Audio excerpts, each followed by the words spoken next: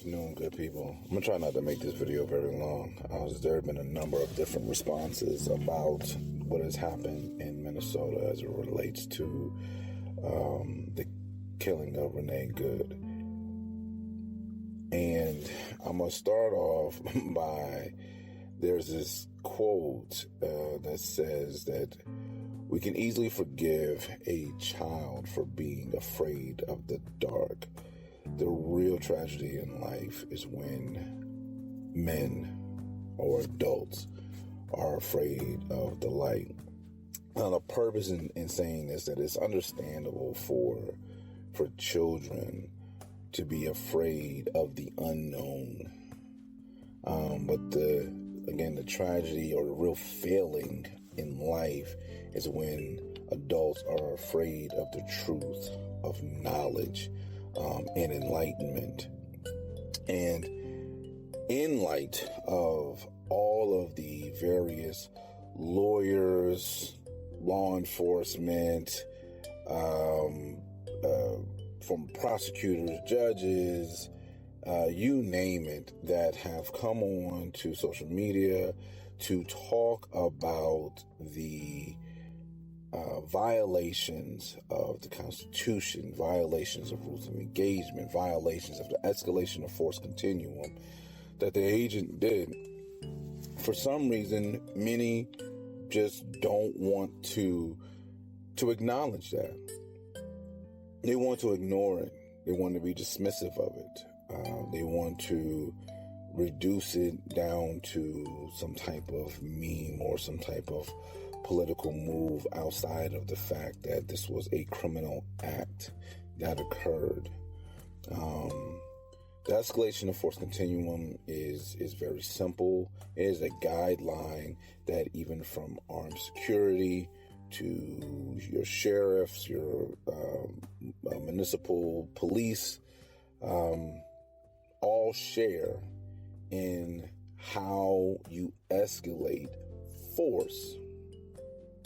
It starts off with presence, the actual physical being of a law enforcement is the first step in the escalation of force continuum. Then you have verbal warnings and or commands. Then you have enhanced verbal warnings and or commands where the verbal commands becomes more aggressive. Then you have a physical use to being able to have the subject comply. Then you have non-lethal tactics that can then be used. There's a number of different things that can be used in that case. Lethal force is the absolute last resort. And there are very, very specific scenario situations in which lethal force is legal or authorized. And lethal force could at one moment be authorized and then the very next not. The difference is that as professionals, as someone like myself who has served in the military, who has served as an armed officer, we have to be able to recognize when those things change. We go through training after training, scenarios after scenarios to prepare ourselves for such incidents. This particular agent ignored training, ignored policy, ignored the Constitution, and ignored state law, and executed Renee Good. There is a passage within Homeland Security that specifically talks about a fleeing subject. I am going to read it for you.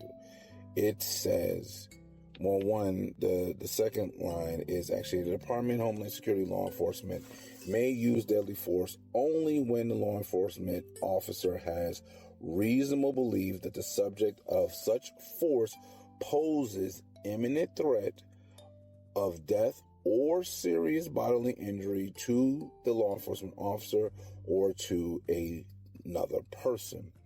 This Renee Good was not there to cause harm to anybody. There was no threat of her presence being there, talking about the fact that they wanted law enforcement or the ICE agents not to be there. Now, as it pertains to the fleeing subject, deadly force shall not be used solely to prevent the escape of a fleeing subject. Okay? However, deadly force is authorized to prevent the escape of a fleeing subject where the law enforcement has a reasonable belief that the subject poses a significant threat of death or seriously physical harm to the law enforcement officer or others, such as force is necessary to prevent the escape. You do not shoot at a vehicle. There's also a passage for that. You do not shoot what is considered, if the person was even a fleeing felon, you do not shoot. This was an unjustified shooting. And there are members of the media who are trying to say that there is a legal precedent for it when there isn't one in the Constitution. There is not one in the escalation force continuum.